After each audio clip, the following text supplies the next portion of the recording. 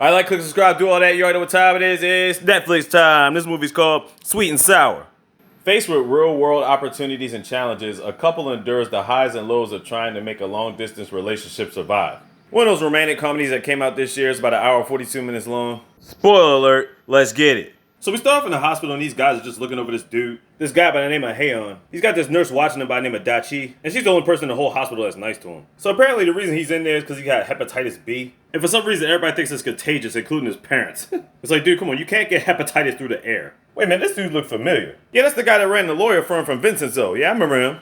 Well, anyway, he just does a cameo. So Dachi's doing her regular job, making sure she's taking care of him and stuff like that. But Haeon starts assuming that she really likes him for real. Then he walks by the steps one day and catches her smoking on a smoke break. Of course, when the head nurse catches her, she got played off like she took it from the patient. And tells him like, hey, I don't want to catch you smoking in here no more. You got that? But he don't mind because he's head over here for Dachi, so you know, it's all gravy. She gives him his new food the next day, but she ends up eating part of it and shit. But once again, he doesn't mind because he likes her. There's this one point she's been working so hard she actually falls asleep on his bed. Then there's one time she actually catches him smoking. He thinks he's cool and all that. And she's like, man, get that shit out your mouth. You're supposed to be getting better. He leaves her messages apologizing, getting her fruit and stuff like that so to keep her carbohydrates up. He cares about his little nursing boo. He was even getting her soup when she was sick. She takes him out of his room to get some air, but it turns out he was really just trying to ride her around the wheelchair. Sure, have fun with that. One day we got a bunch of doctors checking in on all the patients, and at this point Haeon is pretty much all cleared up. He only has one more day to stay in the hospital, but because of his love for Dachi, he really doesn't even want to leave now. But I think he caused her a little bit of trouble in front of their own doctors, so he apologized. He tried to get her a flower late at night, but it ends up being a head nurse ends up showing up. That face right there is priceless. You thought he was thinking about you? You know he was not. Then the next day his parents come to pick him up, but because he wasn't able to see his boo before he left, he was pissed off when he had to leave. Yep. He gets around all his friends teasing him like, man, you too fat. Ain't nobody messing with you in the hospital, no nurses. He's like, you sure you just didn't imagine this shit? But he knows she was real, and to prove it, he went back to the hospital, snuck behind the desk so he could look up the records, and literally called every number until he could figure out Dachi's home number. Which he finally did, and obviously she wasn't there because she had a day off or something. So she's like, you did all this to track me down, like, hey, can you come over? He's like, fuck yeah. So he goes over to the house and they spend time with each other. She caressing him and all that, she loving on him. And at one point I started to think to myself, is she older than she looks, and is he younger than he looks? The only reason it didn't throw me off right away because he did say at one point he had a driver's license, but he spent the night, and the next day, he fixes a light bulb in the ceiling that she couldn't reach. And as they're eating together, she starts crying for some reason. And then she leans over and kisses him like, oh shit. She's like, relax, I don't mean it like that, I'm just showing my gratitude. Now I'm thinking to myself at this point, is she playing hard to get, or is this something that we're not seeing?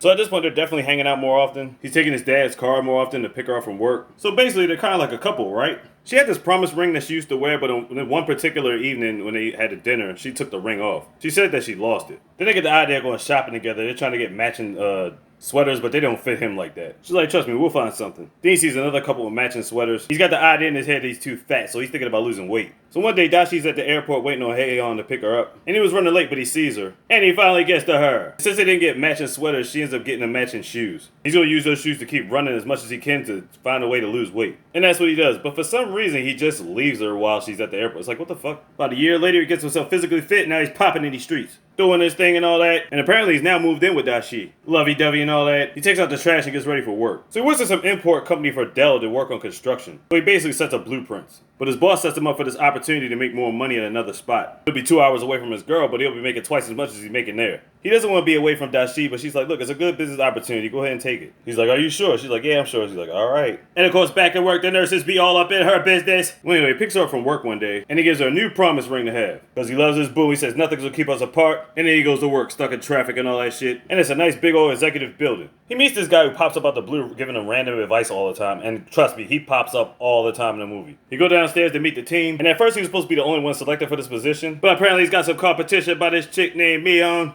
He's like, the fuck is this? You got beef? And when she's there, she's already making his life miserable. But he tells Dachi he's going to get through it. Everything's going to be all good and gravy. He brings in coffee. She takes credit for that. She belittles his projects. You know, just a bunch of hating. She even stuffed a jawbreaker in his mouth, you know, candies and stuff like that. The thing about him is he hates sweets. And he actually got off of sweets so he could slim down and be as thin as he was now. You know what I'm saying? He ain't trying to go back to being fat. So when he goes back home to Dachi, he's like, man, this bitch is getting on my goddamn nerves. She's like, don't even worry about it. You know what I'm saying? You got this. So at this one meeting about the construction of the bridge, she takes full credit for the bridge's completion. But then Haeon takes full advantage of the opportunity because her bridge format was incomplete. And if they built it, it would surely collapse. So he got some payback and they made it look stupid. He's like, got him! So now as they're forced to work together, he's pointing out flaws in her project. And she's getting sick of it, but she's got to listen to it. It's getting to a point where she works so hard, she's got to stay late nights. She's so tired, she's spilling food on herself, just being sloppy. Meanwhile, all he's trying to do is get back home to his boo. And for some reason, when it's only them two in the building working on a project together, all of a sudden the lights flash on and off, and all of a sudden this guy pops up. Like he's trying to give Haeyeon tips on that. He's like, man, you need to go ahead and smash me, huh? You know what I'm saying? Trying to give you the green light, you know what I'm saying? Feel me?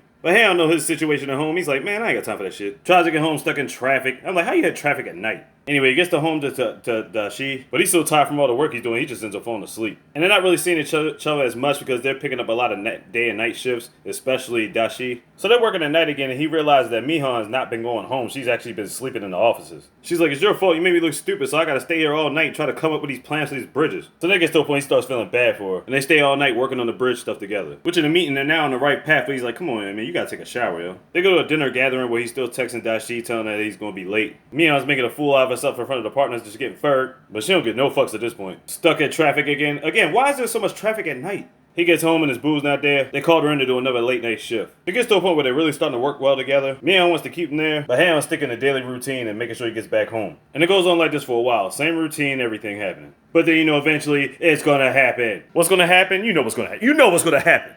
The employee dinner date. Now, everything was all good. He's still working with his colleague and all that. Until he gets on the phone with Dashi, which she's working late too. But he lies to her, tells her he's got to stay late, but he really doesn't. Now, she's not really suspicious yet, but you can tell the look at her face. Something's off here. She gets back to the house. The light bulb ain't been fixed. The trash ain't out. He ain't been doing his duties. Back at the office, him and Mihan been getting more work done. And she slides her hand on his fingers. Oh, shit. But he's feeling uncomfortable. He gotta get up out of there. She's like, come on, man. Where you going? And, of course, he tried to dip it. Here come the man again. Once again, stuck in traffic. He finally gets home, and they end up having a huge argument about trash and all this other stuff. So this is when you see them have their first real fight, and this is probably the turning point of their relationship. Next day, working on projects, everything's all good and gravy. Nothing nefarious happening yet. Then he gets a call from Dashi and finds out she's 4 weeks pregnant. First, she tried to say she ain't had time to go to the doctors. I'm like, nigga, you work at a hospital. But he said you gonna do right, you gonna make sure everything good for the baby. But in her mind, she got her suspicions about that. Back at work again. Then in a fit of rage, he just spazzed it out on Mihan real quick. He apologizes after the fact, but he's just been stressed out. It's like, don't even trip, it's all good and gravy. But his performance on the bridge stuff has been slipping because he ain't been able to concentrate. She concerned about Haeyeon's well-being, but Haeyeon's gotta take Dashi to the clinic. Now, when they get to the clinic, they ask who's gonna be the parental guardian. But